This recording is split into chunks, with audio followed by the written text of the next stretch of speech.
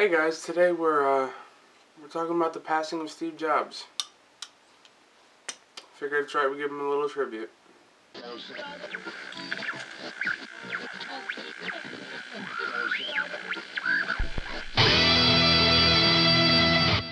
As you guys may notice, today is Thursday, not Wednesday, and yeah, I recorded something for Wednesday, but I felt the need to not scrap it, but do it another week.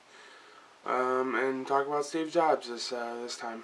So yesterday, Steve Jobs passed away at the age of 56 after a long battle with cancer, and it's not to say it's unexpected, but it kind of is a shock because the man just seems like he was always going to be there.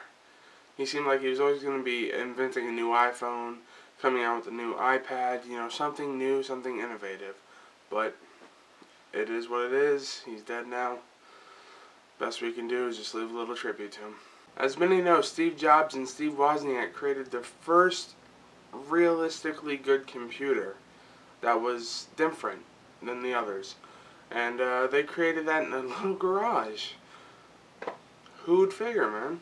After the success of the Apple I, Steve Jobs went on to create the Apple II, which ended up being the professional computer everyone needed and wanted, but didn't know they needed it. After the success of the Apple II, well, things started going downhill a little bit, and Steve Jobs felt the need that he would have to bring in somebody from Wall Street. So in 1978, he brought in Mike Scott with the famous quote, "Do you want to sell sugar water to kids for the rest of your life, or do you want to come with me and change the world?" Hard to pass up an offer like that, huh? After years of Apple dropping in the stock market, Steve Jobs had finally given up on teaching Mike Scott how to use a computer, so he set up a little plan while Mike Scott was overseas. His plan was to get the board of directors together and vote him out, basically.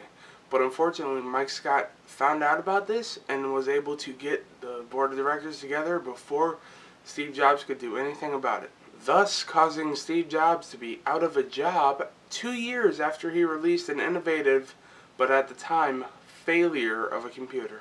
So now after Steve Jobs has been gone from Apple for so long, he had had a few failures with the next computer, but he ended up having a lucky turn.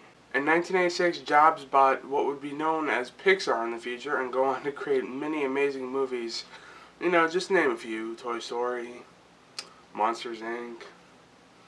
Just to name a few.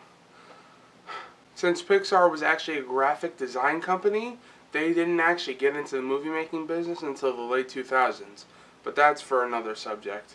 The point is, Apple wanted that graphic technology, and they wanted it now. So they hired back Steve Jobs in 1998. Finally, Jobs was back, and he was here to change the world again. And for good.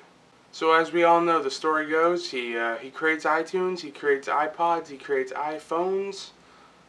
The man's a genius. The greatest tribute to the man is the fact that millions of people found out from their iDevices that he had died. That just goes to show you had become the innovator of a huge revolution. Your iDevices were amazing, Steve. I know you're not watching my video. Rest in peace. Anyway guys, I know that wasn't the most entertaining video, but I felt it was necessary to give Steve Jobs a little tribute, a little update on what's going on with me. Still not up there. I'm actually looking for a poster frame. I've been working a lot, Halloween. But yeah, so I will definitely get that up soon. Yeah. Peace out, guys.